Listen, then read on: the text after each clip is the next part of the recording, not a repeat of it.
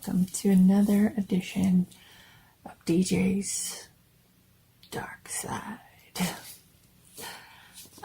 Continuing scary stories to tell in the dark. Tonight we're reading The Curse.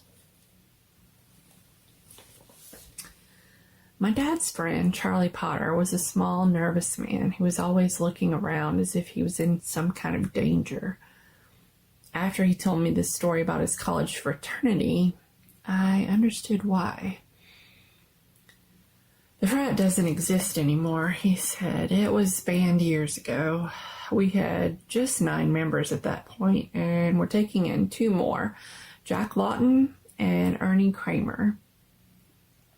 One night in January, just about this time of year, the 9 of us took them out into the country for their initiation.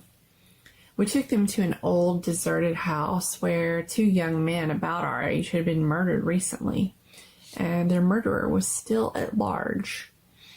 We gave Jack a lighted candle and told him to go up to the 3rd floor. Stay there for an hour, we told him, then come back down. Don't speak. Don't make any noise. If your candle goes out, just carry on in the dark. From where we were standing, we could see the light from Jack's candle moving up the stairs to the 2nd floor and then to the 3rd. But when he got to the 3rd floor, his candle went out. We guessed that he had come to a drafty corner and the wind blew it out. But when the hour went by and he didn't come back down, we weren't so sure. We waited another 15 minutes and got more and more nervous. So we sent Ernie Kramer up after him. And when Ernie got to the 3rd floor, his candle also went out. We waited 10 minutes, 20 minutes, but there was no sign of either of them. "Come on down," we called, but they didn't answer. Finally, we decided to go and get them. Armed with flashlights, we started up the stairs. It was as quiet and as dark as a grave in that house. When we got to the 2nd floor, we called out again, but there was no answer. When we got to the 3rd floor, we walked into a great big open space like an attic.